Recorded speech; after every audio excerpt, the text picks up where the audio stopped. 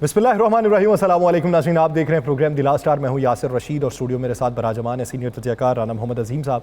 नाज़रीन, आज पार्लियामान का इजलास हुआ और पार्लियामान के इजलास में कल के वाक़े के ऊपर बड़ी मुफस्सल गुफ्तगू हुई है और अहाता किया गया है अपनी पॉलिसीज़ का, अहाता किया गया है मुस्तकबिल की हिकमत अमली का और उसके हवाले से आगे बढ़ने की तगोदो के बारे में बातें हुई हैं।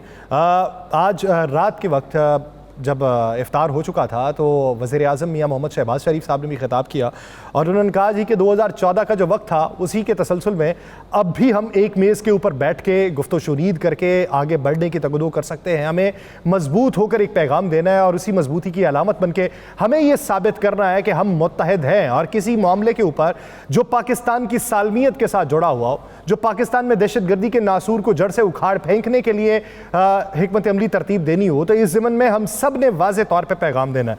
अब इसको लेके आगे क्या कुछ हो सकता है बैनुल अक़वामी सतह के ऊपर, जो इस वक्त प्लानिंग्स हो रही हैं, जो इस वक्त धड़ेबंदी हो रही है या इस वक्त जो ब्लॉक बनाए जा रहे हैं, हमने किस तरफ को गामजन होना है, पाकिस्तान में माशी मंजरनामे को किस तरफ को लेके जाना है, पॉलिटिकल इंस्टेबिलिटी का खात्मा किस तरीके से करना है और इस्तेहकाम की तरफ किस तरीके से बढ़ना है, इसी बारे में बात करेंगे। राना साहब की तरफ बढ़ते हैं। राना साहब, आज आप समझते हैं डिमांड से सही, मुस्बत और आगे बढ़ने का पैगाम दिया गया है?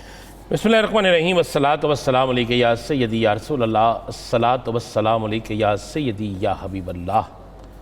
ताजदार ख़त्म नबूवत जिंदाबाद जिंदाबाद। बात यह है कि ये पैगाम आज से 2 दिन पहले दे देना चाहिए था। ये पैगाम उसी वक्त दे देना चाहिए था जिस वक्त ये इस वाक़े की इतला आपको, मुझे तो लेट हुई है ना, लेकिन ज़िम्मेदारान को, हुकूमती ज़िम्मेदारान को हो चुकी थी। उसी वक्त एक हंगामी इजलास बुलाते, तमाम सियासी जमातों को बुलाते और बुलाकर एक ही पैगाम जाता। वो पैगाम भारत तक भी जाता, वो पैगाम अफ़गानिस्तान तक भी जाता, वो पैगाम उन तमाम कुव्वतों तक जाता जो पाकिस्तान की सालमियत के साथ खेलने की कोशिश कर रहे हैं, चाहे सोशल मीडिया के ज़रिए, चाहे अपनी सहूलतकारी के ज़रिए, चाहे किसी तरीके से भी कर रहे हैं। ये जाना चाहिए था। चले, गुजर गया। लेकिन आज भी जो कौमी असम्बली में एक दूसरे पे तनकीद हुई, जो एक दूसरे के खिलाफ बातें हुई, ये नहीं होनी चाहिए थी। ये जो बात आज वज़ीर आज़म साहब कह रहे हैं, अब वक्त है इस चीज़ का। अब वक्त है कि इमरान खान हो, शहबाज शरीफ हो, बिलावल भुट्टो ज़रदारी हो, मौलाना फजलुर रहमान हो, महमूद खान अचकज़ई हो, अख्तर मेंगल हो, खालिद मक्सी हो, MKM से फ़ारूक सत्तार हो, कोई भी हो, जमात इस्लामी हो, हर तमाम सियासी जमातों को एक जगह पे बिठाए, तमाम सियासी इख्तलाफात को साइड पे रखें और 1 पॉइंट एजेंडे पे काम करें। वो 1 पॉइंट एजेंडा क्या होना चाहिए कि जनाब पाकिस्तान से दहशत गर्दी का खात्मा है। बस उस 1 पॉइंट एजेंडे पे काम करें, कोई क्रेडिट ना ले, उसका क्रेडिट इस कौम को दे, उसका क्रेडिट पाकिस्तान के उन जवानों को दे जिन्होंने अपनी जानों का नजराना पेश किया, उन जवानों के दे जो अपनी जानें हथेली पे रख कर फाइट जिन्होंने की, पूरी कौम को दें, हर सियासी जमात को दें। निकल जाए इस बात से बाहर कि जनाब तुम नहीं, सब, हम सब इस लफ्ज़ को लेकर चले तो यासिर साहब ये मामला ठीक हो जाएगा। अब बदकिस्मती क्या है कि हम इस तरफ नहीं जा रहे। अब बिल्कुल उन्होंने आज का ऐलान किया है कि कुल जमाती कॉन्फ्रेंस बुलाते हैं। ये वक्त की ज़रूरत है, ये बुलानी पड़ेगी। आपके 2 सूबे जल रहे हैं और आपके दुश्मन जो हैं वो बाकी सूबों तक पहुंचने की कोशिश कर रहे हैं। उनको जड़ से उखाड़ फेंके। इस पाकिस्तान के साथ सहाफत है, इस पाकिस्तान के साथ सियासत है, इस पाकिस्तान के साथ कारोबार है, इस पाकिस्तान के साथ इज्जत है, इस पाकिस्तान के साथ एहतराम का रिश्ता है। इसी पे राना साहब शामिल गुफ्तगू कर लेते हैं। तुलमा इस्लाम फे के सीनियर रहनुमा सेनेटर कामरान मुर्तज़ा साहब ने हमें ज्वाइन किया। कामरान साहब, बहुत शुक्रिया आपके वक्त का।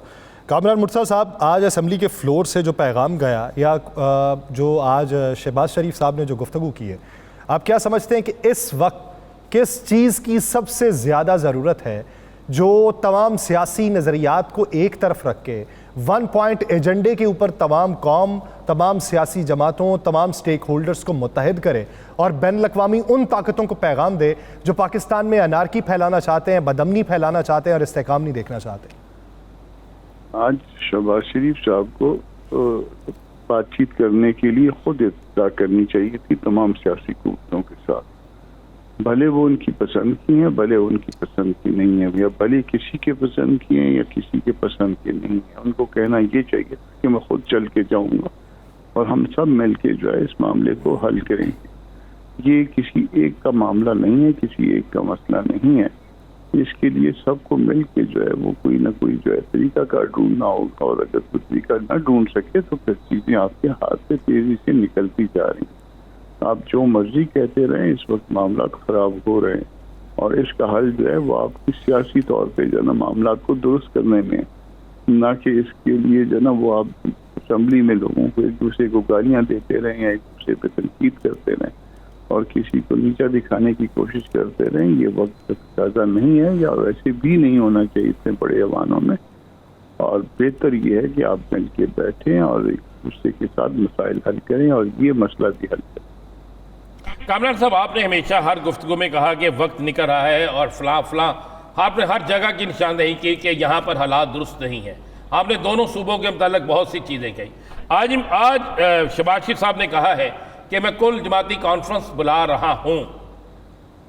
आप समझते हैं कि ये मामला अब है? क्या ये वक्त लेट हो गया है या दुरुस्त वक्त है? क्या इससे पहले ये सब कुछ हो जाना चाहिए था, या अब भी होने से ये मसला हल हो जाएगा? ये इससे पहले हो जाना चाहिए था। हमने वक्त निकाल दिया हुआ है, मगर इसके बावजूद भी ये अच्छी बात है कि वो कुल जमाती कॉन्फ्रेंस बुलवा लें। और अगर फर्ज कर लें कि अगर उस कुल जमाती कॉन्फ्रेंस में कोई पार्टी रजिस्ट करती है कि हम उनकी जो है उसमें नहीं जाते कुल जमाती कॉन्फ्रेंस में, तो इससे बेहतर ये होगा कि कोई इंडिपेंडेंट पार्टी, कोई तीसरी पार्टी बुलवा के सबको एक जगह पे इकट्ठा करे और इस मामले का कोई मुनासिब हल निकाला जाए। और उसके लिए एक और चीज़ जो बहुत ज़रूरी है कि इलेक्शन में हकीकी नुमाइंदे जो है वो इलेक्ट होके आने देने चाहिए, उनका रास्ता नहीं रोकना चाहिए। हुकूमत बनाना उनका हक है जो जिनके पास मैंडेट होता है, ना कि उनका हक है जिनको जो है ताल्लुकात जिनके किसी के साथ अच्छे हो। आप क्या समझते हैं कामरान मुर्तज़ा साहब कि इस वक्त जिस तरीके से आज पैगाम दिया गया, मुस्तकबिल करीब में आपको लग रहा है कि नज़रियात में कोई तब्दीली आएगी, तलखी कोई कम होगी और इस तरफ को तवज्जो देने के लिए सब जो है माइल हो जाएंगे? जो कुछ आज कौमी असम्बली में हुआ वो तो इस बात की निशानदेही नहीं करते हैं, मगर वज़ीर आज़म ने कहा है उनको जो है बेनिफिट ऑफ डाउट देते हैं, उनके ऊपर एतमाद करते हैं, मगर इस एतमाद को एक आध दिन के अंदर नज़र भी आना चाहिए। उनको अगर कहीं किसी के पास चल के जाना पड़े तो उससे भी कोई क़यामत नहीं आएगी। मौलाना फजलुर रहमान एक ऐसी शख्सियत है जो तमाम लोगों को इकट्ठे बिठा सकते हैं। आप समझते हैं कि हुकूमत अपनी जगह जो मर्जी करती रहे, मौलाना साहब इस मामले पे सबको इकट्ठा करने की कोशिश करेंगे? मौलाना में ये कैपेसिटी मौजूद है कि वो इकट्ठा कर लें। पहला हक जो है वज़ीर आज़म का है, इसलिए ये पहला हक जो है वज़ीर आज़म को इख्तियार करने दीजिए। हम उनको अगर कहीं पे ताउन चाहिए भी होगा तो उसमें ताउन भी प्रोवाइड कर सकते हैं, मगर अगर फर्ज कर लें कि प्राइम मिनिस्टर फेल हो जाते हैं तो दिन कि ये मामला जो है मौलाना साहब के सुपुर्द कर दें, मौलाना साहब आपको बेहतर नताइज देंगे। तो मौलाना खुद आगे बढ़ के कोई तगोदो नहीं करेंगे सर? की जा सकती है, मगर यहाँ पे एक प्राइम मिनिस्टर को जो है वो उसको उसकी क़यादत को या उसकी जो है उसकी अथॉरिटी को जो है ना वो कॉम्प्रोमाइज़ हम नहीं करना चाहते, या उसका रोल जो है ना वो नहीं देना चाहते। बेहतर यह है कि वो एक आध दिन 2 दिन इस कोशिश को कर लें। अगर इनका मामला उनसे हल हो जाता है सबको बिठाने का, सबका मतलब सबको बिठाने का, तो अच्छी बात। और अगर नहीं होता तो फिर वो खुद जो है ना वो कहें कि मेरी मदद करिए, आप कर लीजिए, हम हाजिर हैं। बहुत शुक्रिया कामरान मुर्तज़ा साहब से अपना वक्त देने के लिए। नाज़रीन, दीगर इश्यूज़ पर बात करेंगे एक शॉर्ट ब्रेक के बाद, कहीं नहीं जाएगा, स्टे विद अस।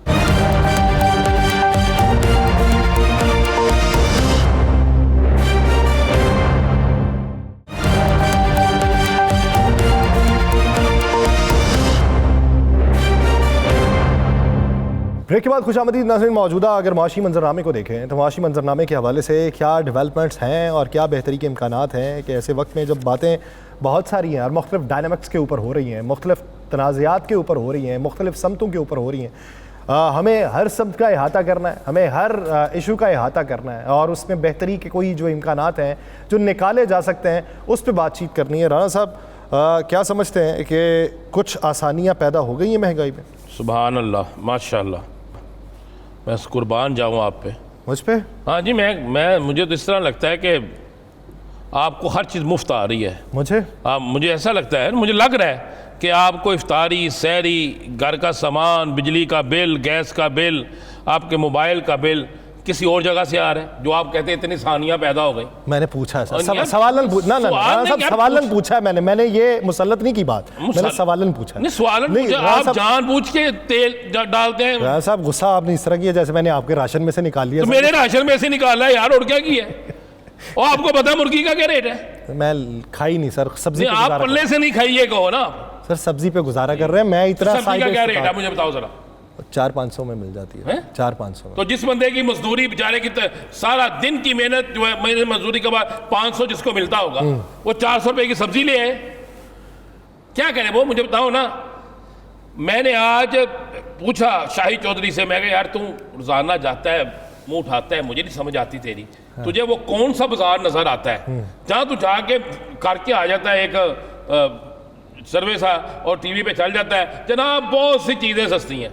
उसने मुझे कहा जनाब क्या करो, बस ड्यूटी है, मैं खा रहा हूँ। मैं कहा यार ड्यूटी तो सच बोलना है ना, तू करके आता है, मुझे वो बाजार लेके चल। लो जी, वो मुझे एक बाजार लेके, ये हमारे दफ्तर के पास ही ना। अच्छा। मैं वहां गया तो मुर्गी का रेट वहां पे लिखा हुआ, साफ मुर्गी 755।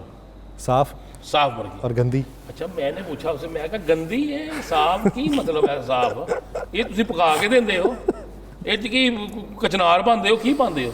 हाय। उसने कहा हाय हाय हाय 4,000 की कचनार को हाथ डाला है आपने, साथ में है 700 में। सस्ती हो गई है। अच्छा, सस्ती होना शुरू हो गई है क्योंकि अब 2000 तक मिल जाती है। फूल जब कचनार का फूल बन जाता है ना, जब खत्म होना शुरू हो जाती है। इतनी बारीकियां सिर्फ खान साहब को पता होती है, ये आपको मुझे तो इसका अंदाजा नहीं। तो यासर मैंने उससे पूछा ये साफ मुर्गी क्या है साफ? उसने कहा जी इसकी चूंच, पोटा और थोड़ा सा हम साफ करके दे देंगे। अच्छा मैंने कहा वो सरकारी रेट लिस्ट, कहते हैं रेट लिस्ट 2 है। अच्छा, अगर आपने सरकारी रेट लिस्ट पे लेना है तो हम उस पर देंगे आपको। उस पर किसी जगह साफ नहीं लिखा हुआ, अगर साफ लिखा हुआ है तो वो जैसा साफ है वैसे देंगे। तो जो ब्लैक लिस्ट है, ये एक नई चीज निकली ना आज, मैं आपको बता रहा हूं। उसने कहा जो ब्लैक लिस्ट है ना, उसके मुताबिक जनाब ये रेट है और हम उस ब्लैक लिस्ट के मुताबिक बेच रहे हैं, तो आप उस ब्लैक लिस्ट के मुताबिक खरीद लें। अब मुझे बताएं, हर दूसरा शख्स कहता है, आपने उस दिन नदीम अफजल चंद साहब की बात सुनी, आपने गवर्नर पंजाब साहब की बात सुनी, आपने हर वो बंदा जिसकी बात सुनी, क्या लोग कहते हैं ये चीज़ें सस्ती नहीं है। प्रेस कंट्रोल कमेटियां कहाँ गई, कहाँ गए वो सारे लोग जो दावे करते थे रमज़ान में चीज़ें बिल्कुल सस्ती मिलेंगी? मुझे नहीं समझ आती कहाँ से सस्ती मिलेंगी। यासर साहब, चल राना साहब इस पे मज़ीद बात कर लेंगे, लेकिन जो इस वक्त सियासी मंजरनामा चल रहा है, मुल्की मंजरनामा है, उसके ऊपर भी बात करेंगे। पाकिस्तान पार्टी के सीनियर रहनुमा कमर ज़मान कायरा साहब ने हमें ज्वाइन किया है। कायरा साहब बहुत मशकूर हैं आपके वक्त के।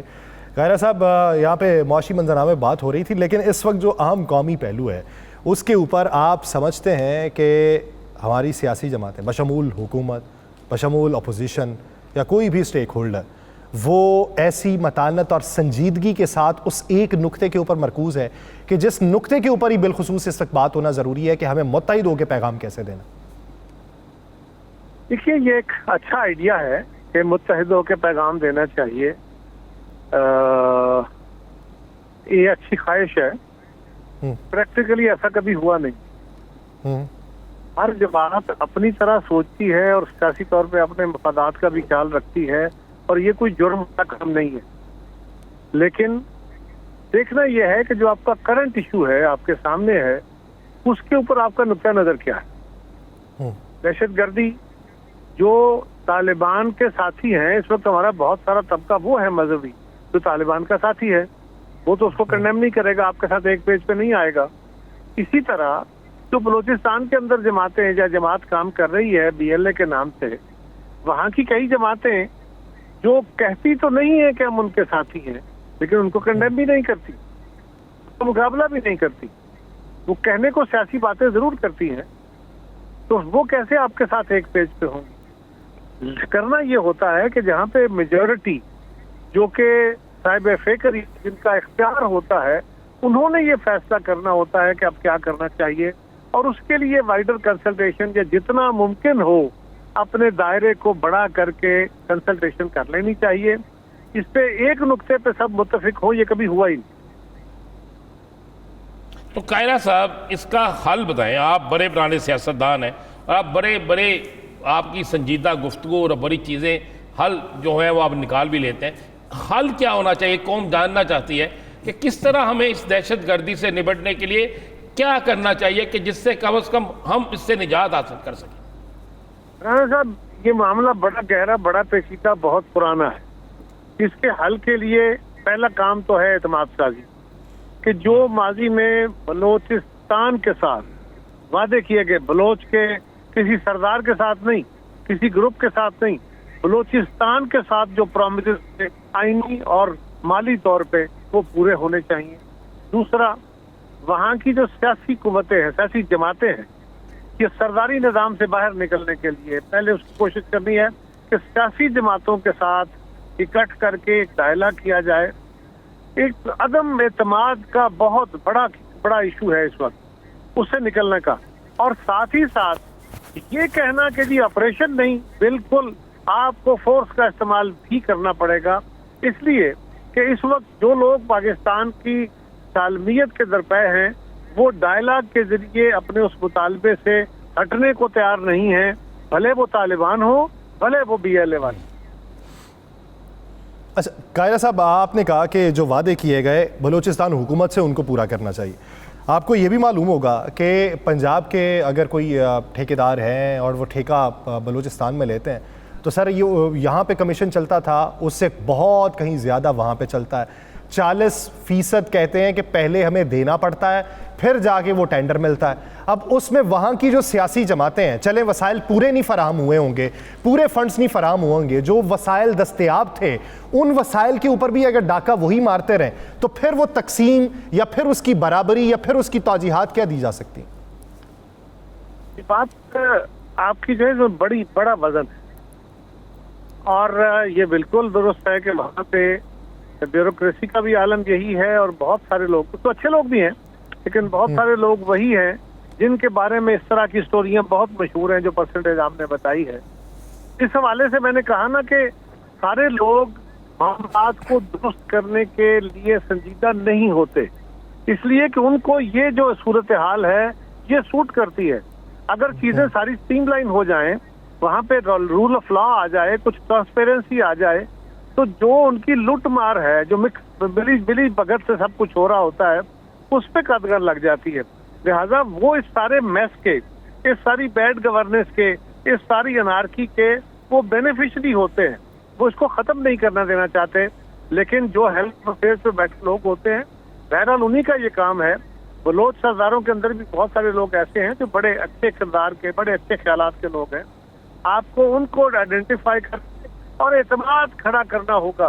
प्रॉब्लम यह है कि अगर किसी एक वक्त में किसी एक बंदे ने कोई बात कमजोर कर, तो आप उससे परमानेंट नाराजगी नहीं कर सकते। आप उसके लॉन्ग टर्म इश्यूज को देख के चलिए। अगर वो पाकिस्तान के आइन को उपलब्ध करते हुए अपने आप को कुछ सिस्टम के अंदर रखना चाहता है, तो उसको मौका फराहम कीजिए।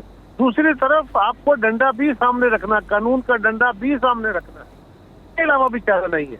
वो दहशतगर्द हो या वो लूटमार करने वाले लोग हों, इनके भी ऊपर भी हाथ डालना, कोई दूसरी राय नहीं है। बलूचिस्तान की महरूमियों का और भी सबब होगा, लेकिन वहाँ की अपनी क़यादत भी इसमें बहुत सारा उसका शेयर है। कायरा साहब, आज बिलावल साहब ने कहा है कि नेशनल प्लान 2 इसको शुरू करना चाहिए। जी बिल्कुल, इसके ऊपर डायलॉग करके नेशनल एक्शन प्लान जब हमने बनाया था, नेशनल एक्शन प्लान, तो उसने उस पर जब अमल किया तो उसने पे किया था। तो आज हमारे पास एक सबूत मौजूद है, एक रास्ता मौजूद है। तो बिल्कुल ये बात दुरुस्त है कि नेशनल एक्शन प्लान सारी जमातें जो हैं कौमी इकट्ठा किया जाए, वहाँ की बलूचिस्तान की जमातों को भी, और बलूचिस्तान के हवाले से नेशनल एक्शन प्लान को एट लार्ज, और बलूचिस्तान के हवाले से वहाँ की जो सूरत हाल है उसको टैकल करने के लिए उस पर एक इत्तेफाक राय से एक वे फॉरवर्ड डिजाइन किया जाए जिसपे सारी जमातें दस्तखत सबत करें, ताकि उसकी ओनरशिप भी हो और कल कोई भी जमात आए वो उसी को फॉलो करे। और ये लॉन्ग टर्म पॉलिसी के तौर पे एक पेपर बनाया जाए, तब जाके ये, क्योंकि ये कोई 1-2 साल की या किसी एक आधी गवर्नमेंट के बैड गवर्नेंस के शाखसाने नहीं है, ये पिछली कई दहाइयों की खराबियां हैं।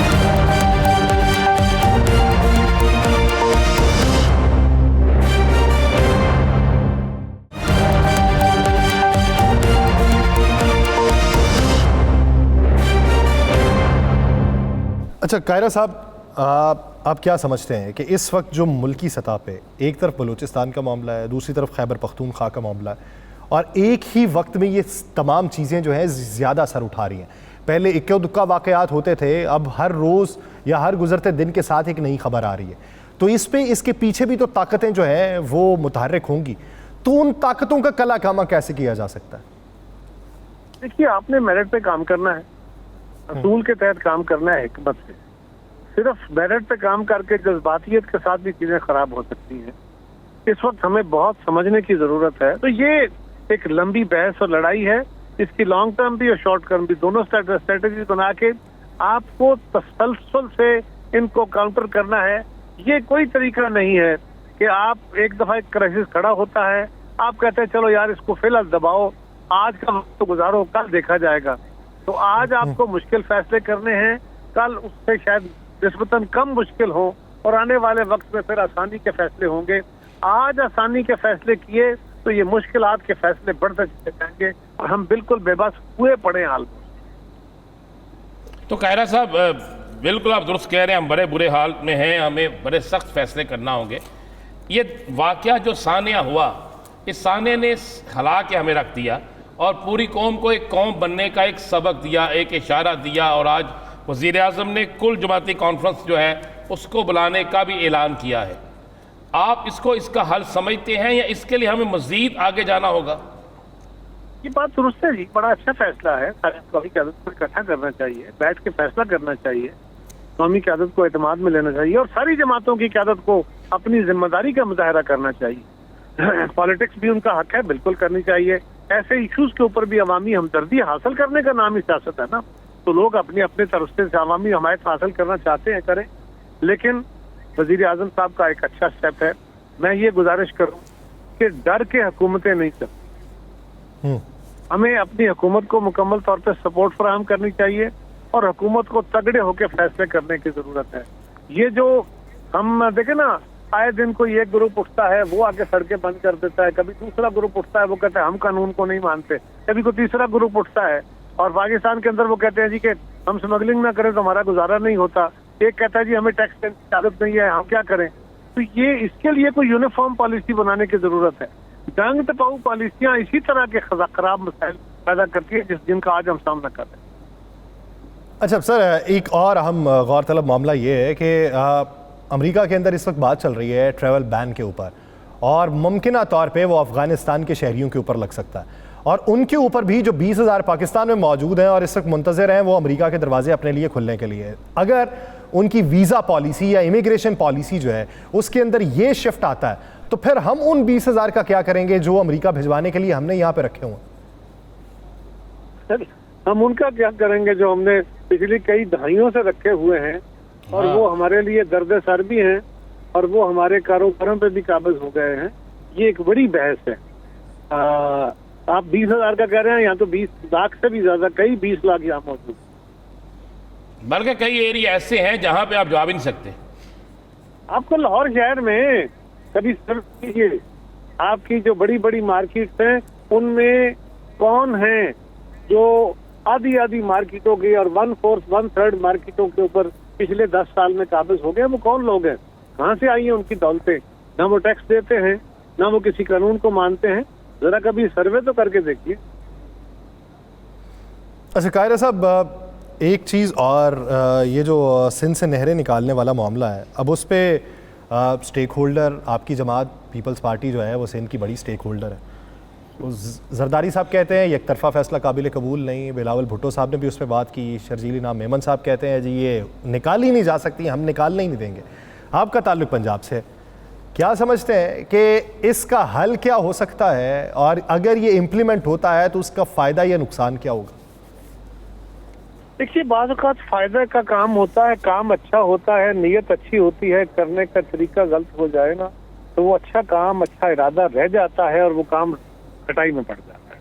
और बाज़ औक़ात अच्छी नीयत से काम नहीं होता लेकिन उसकी हिम्मत दुरुस्त होती है और वो काम हो जाता है और आस्ता आस्ता वो सेटल हो जाता है, स्टेबल हो जाता है। यहाँ पे मसला ये है कि पाकिस्तान के अंदर पानी सारी दुनिया में बहुत हसास, पानी तो लाइफ लाइन होती है। तो ये जिन सूबों के दरमियान या जिन मुल्कों के दरमियान भी दरिया गुजरते हैं वहां पे भी पानी की तकसीम एक सीरियस इशू होता है। हमारे मुल्क में ये पहली दफा नहीं है, ये बहुत हसास इशू पहले कालाबाग डैम पे आया, उसके बाद भी कई दफा ये इशू उठा और ये तनाज़े का शिकार होते रहा। अब करना ये चाहिए था कि पहले सेंसिटिविटी को देखते हुए जब ये आवाजें आगाज में उठी थी तो ये कंसल्टेशन कर लेनी चाहिए थी और एतमाद साजी करनी चाहिए थी। दूसरा, जो अल्टरनेटिव ज़राए हैं एफिशिएंट यूज ऑफ वाटर के, वो इस्तेमाल करने चाहिए थे। हमें अपने बैनुल इजलाई या बैनुल सूबाई फैसले करते हुए इस बात का खास ख्याल रखने की जरूरत है कि हमारे मुल्क के अंदर अदम एतमाद बहुत है, माजी के झंझट बहुत है, माजी के फैसलों की बदौलत एक दूसरे पे अदम एतमाद है, उसका इलाज करके हमें चलने की जरूरत थी। अब क्योंकि मामला इतना हाइप पकड़ गया है, वहाँ पे जो कॉम्प्रेस जमाते हैं जिनके पास और कुछ कहने को नहीं है, वो और कुछ नहीं जानते। आजकल नहरों की बंदी है, वो बंद नहरों में जो खाली इस वक्त होती हैं, वो पंजाब की नहरें भी बंद होती हैं, सिंध की भी, क्योंकि पानी की जरूरत नहीं है। वो पानी की खाली नहरें दिखा दिखा के क्या कर रहे हैं? आप जरा गौर करें, लीडर ऑफ द अपोजिशन ने जब जरदारी साहब ने कहा कि ये वन साइडेड फैसला, जिससे आपको एतराज है कि सदर के सदर ने ये कहा है, उन्होंने कहा बाहर निकल के उमर अयूब साहब ने कि आसिफ जरदारी और उनके बेटे ने पानी बेच दिया। यानी लोग इस तरह इसको नेगेटिव पैक्सलाइड कर रहे हैं।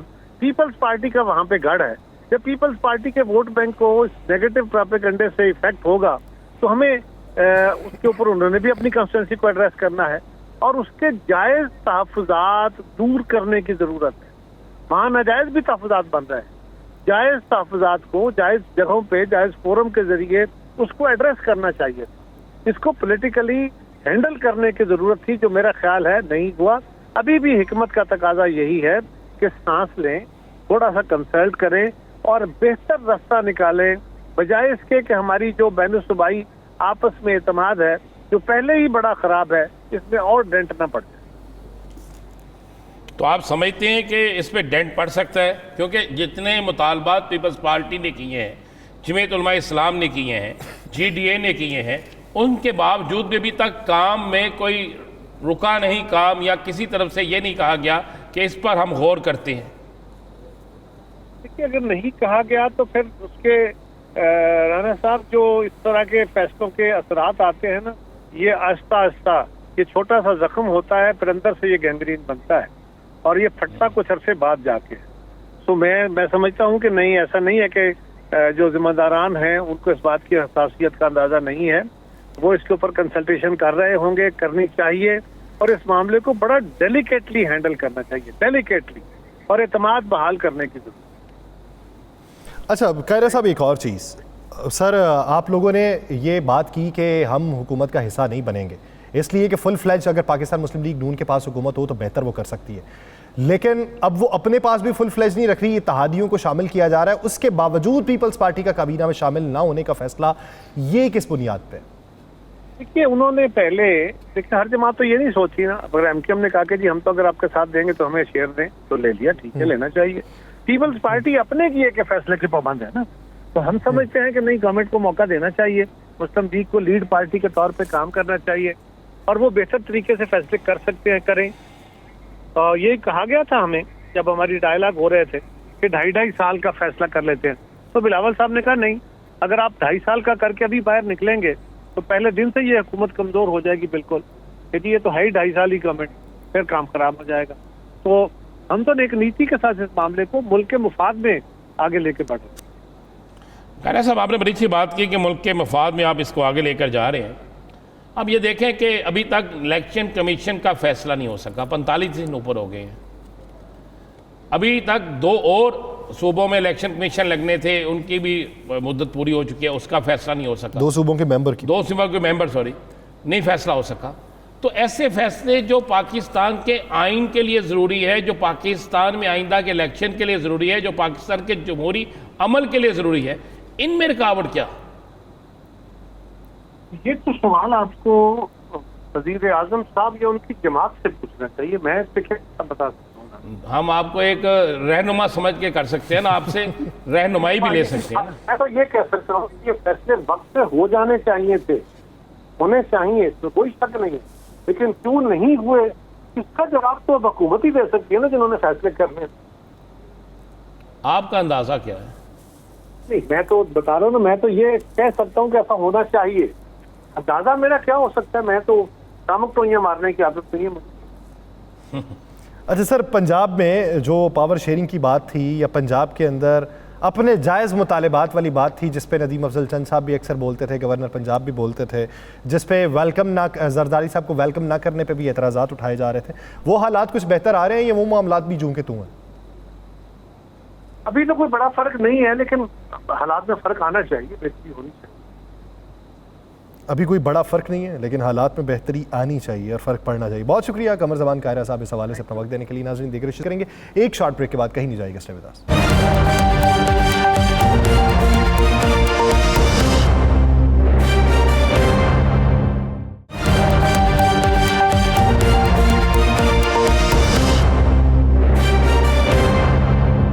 ब्रेक के बाद खुशामदीद राणा साहब, कमर ज़मान कायरा साहब ने जो बातें की, आप क्या समझते हैं कि बतौर इत्तेहादी जमात पाकिस्तान पीपल्स पार्टी किस फैसले तक पहुंचेगी, या वो किन मजबूरियों के तहत ये पावर शेयरिंग है उसके ऊपर मज़ीद नहीं बोल रही या कोई एक्शन नहीं ले पा रही?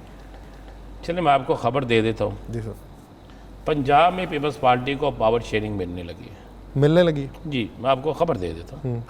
पंजाब में पीपल्स पार्टी को पावर शेयरिंग इस तरह मिलेगी कि पीपल्स पार्टी के जो मुतालबात हैं, उनके हलकों के जो तरक्याती काम हैं, उनके हलकों में जो तैनातियाँ हैं, उनके हलकों में जो दीगर मामलात हैं, उसमें उनसे उस वहाँ के लोगों से मुशावरत की जाएगी।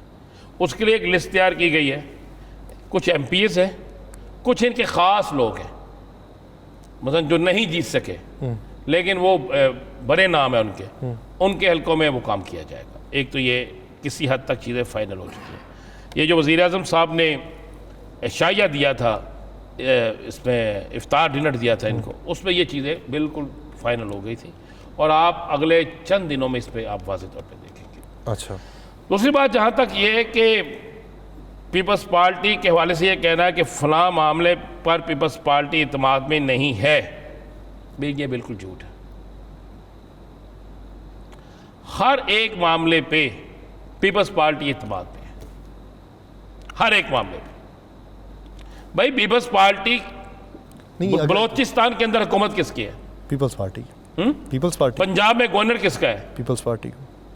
सिंध में हुकूमत किसकी है? पीपल्स पार्टी की। वफाक में सदर किसका है? People's party. चेयरमैन सेनेट किसका है? पीपल्स पार्टी का। स्पीकर किसका, डिप्टी स्पीकर किसका है? पीपल्स पार्टी का। तो होर की लेना जे? केपी का गवर्नर सर छोड़ दे। केपी का गवर्नर मैं दसो होर लेना की जे? शबाज शरीफ साहब घर भेज दईए, उत्थे भी बंदा ले आइए। अली अमीन गंडाबू घर भेज दईए, उत्थे भी बंदा ले आइए। और भाई जब आप पाकिस्तान के सबसे ज्यादा इक्तदार का हिस्सा पीपल्स पार्टी के पास है, आईनी होते, मैं कह रहा हूं सबसे ज्यादा इख्तियार के आईनी होते जो है, अगर आप देखें तो पीपल्स पार्टी के पास है। पूरा एक सूबा, फिर उसके बाद बलोचिस्तान, फिर उसके बाद KPK में गवर्नर, पंजाब के अंदर governor, chairman senate, deputy speaker, कौमी असम्बली, ईवान सदर में सदर पाकिस्तान। और क्या चाहिए मुझे बताना, मुझे बता दें यासिर साहब। फिर आप कहते हैं जनाब हम हुकूमत का हिस्सा नहीं है, हम हुकूमत का हिस्सा नहीं है, हम किसी बुराई में हिस्सेदार नहीं है, हम किसी अच्छाई में हिस्सेदार नहीं है। तो अब है क्या?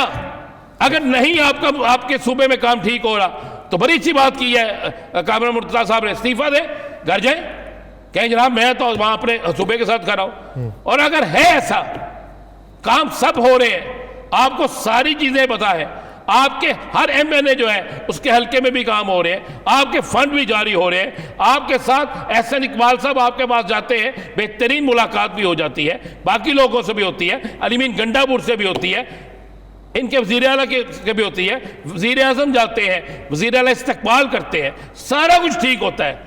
तो फिर पीछे रह क्या गया? फिर आप कहें कि नहीं जनाब वजारतें, और वजारतों की ज़रूरत क्या है मुझे बताओ ना, सब कुछ तो है, क्या नहीं है मुझे बता दें बस। आप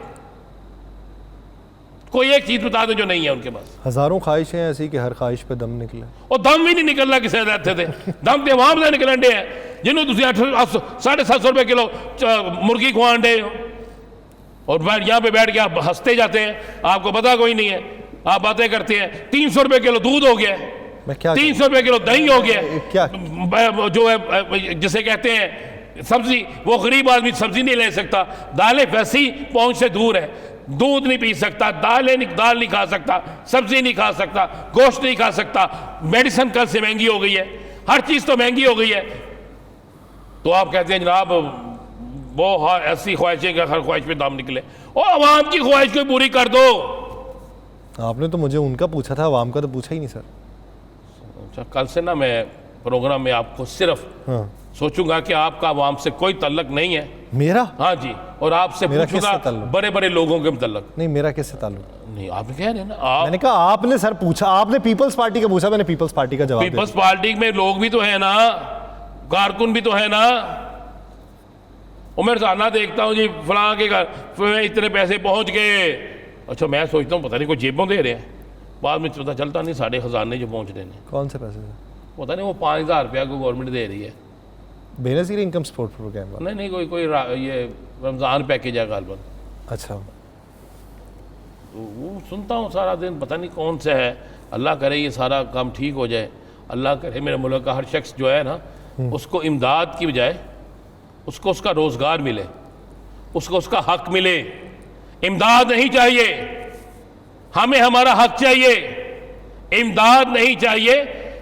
एजुकेशन के मुताबिक नौकरी चाहिए, मेहनत के मुताबिक उजरत चाहिए, बच्चे को तालीम मुफ्त चाहिए, अस्पतालों में दवाई मुफ्त मिलनी चाहिए, गरीब अमीर और गरीब के बच्चे का एक जैसा सबक होना चाहिए, एक जैसा स्कूल होना चाहिए। अस्पतालों के अंदर ये ना हो कि पर्ची जाए तो जनाब यासर रशीद की पर्ची गई, राना असीम की पर्ची गई, चलो जी इसको प्रोटोकॉल दो, और आम आदमी की पर्ची गई और पीछे खड़े हो जाओ, और उसकी बारी उस वक्त आती है जब पता चलता जनाब आप तो ये डेथ सर्टिफिकेट लेने आए।